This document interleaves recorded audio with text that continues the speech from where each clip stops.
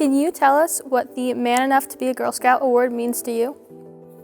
So the award means the world to me. I think that an organization like the Girl Scouts of the Jersey Shore that focuses on girls and women's leadership, for them to kind of go outside the box a little bit and look at men in the community making a difference, and then for them to choose me from all the men in Monmouth and Ocean County is really humbling and an honor.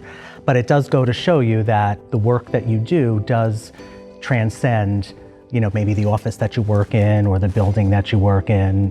What you do really matters. And I feel like the Girl Scouts of the Jersey Shore made me really recognize that my work matters, and that's a huge privilege.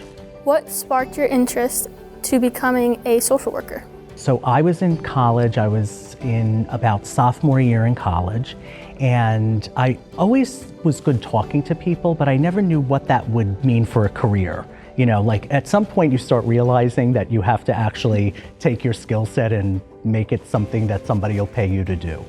And I was working at a college that I was attending at the time, and one of the social workers that was running a program helping young people deal with some sensitive college issues, I saw her speak, and she was amazing. And I was like, wow, I think that's something that I could do. And she ran a college program that I attended, and she was the person who said, hey, Michael, I think you should study social work. And lo and behold, I did study social work. I received my master's in social work from the University at Albany. And that helped me get into my early work with substance abuse folks and people with mental illness. So it was a great career decision. And without her, I'm not sure I would have been able to really find that way. So I'm grateful for her.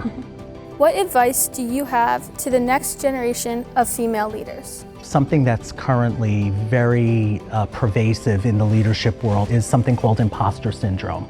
I don't know if you've heard about it, yes. But it's this idea that you don't belong. And despite having all the qualifications and all of the recommendations of your peers to be sitting right at that table, a lot of people still feel like they don't belong. My advice to young people and young women particularly in that situation is to just sit tight. That feeling will pass as you begin to assert yourself and make sure that you're part of that discussion. I always tell young people, don't leave the table. Don't let imposter syndrome get in your way to lead.